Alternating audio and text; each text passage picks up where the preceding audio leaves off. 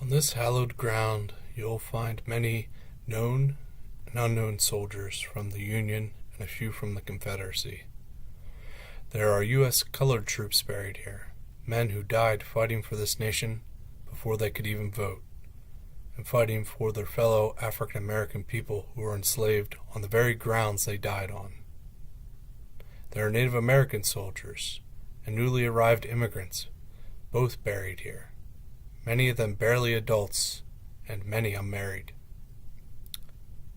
There are also some wives and children buried here. The cemetery has the last remains of a few people from the Spanish-American War, World War I, World War II, and Korea.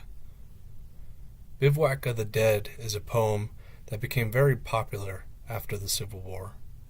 It was written by Theodore O'Hare about the Mexican-American War. Ironically, he later fights for the Confederacy, yet it honors the burials of many Union dead.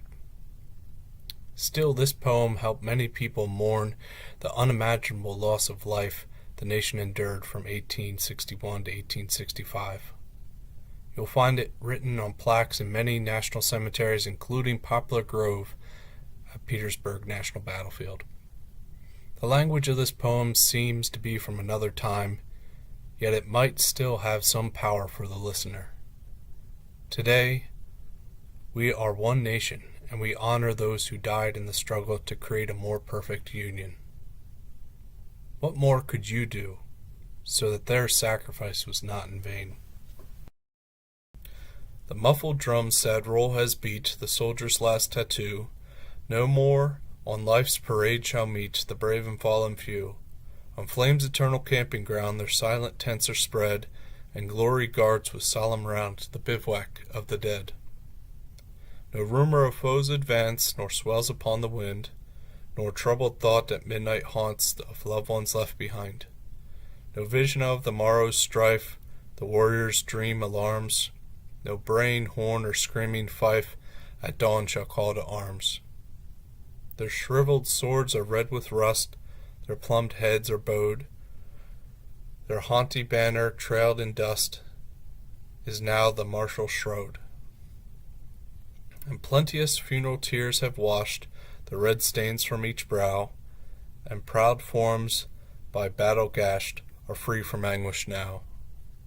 The neighing troop, the flashing blade, the bugle's stirring blast, the charge, the dreadful cannonade, the din and shout are past. Nor war's wild note, nor glory's peal, shall thrill with fierce delight those breasts that never more may feel the rapture of the fight. Like the fierce northern hurricane that swept the great plateau, flushed the triumph yet to gain, came down the serried foe, who heard the thunder of the fray break over the field beneath, knew well the watchword of the day was victory or death.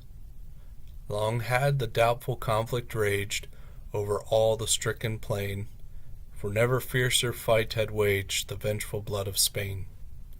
And still the storm of battle blew, still swelled the glory tide. Not long our stout and chieftain knew such odds his strength could bide.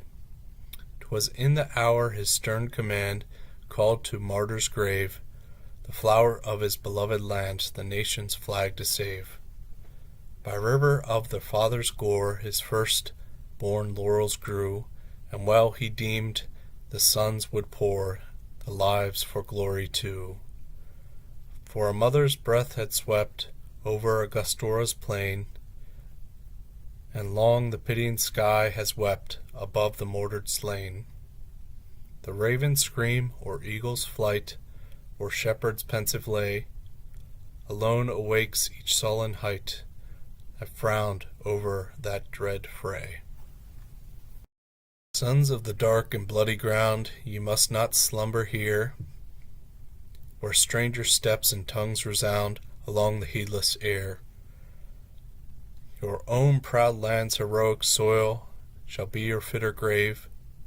She claims from war his richest spoil, the ashes of her brave.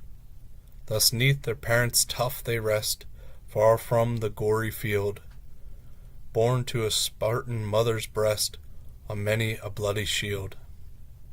The sunshine of their native sky smiles sadly on them here, and kindred eyes and hearts watch by the hero's sepulchre. Rest on, embalmed and sainted dead, dear as the blood ye gave. No impetuous footstep shall here tread the herbage of your grave, nor shall your glory be forgot while fame her record keeps, or glory points the hallowed spot where valor proudly sleeps.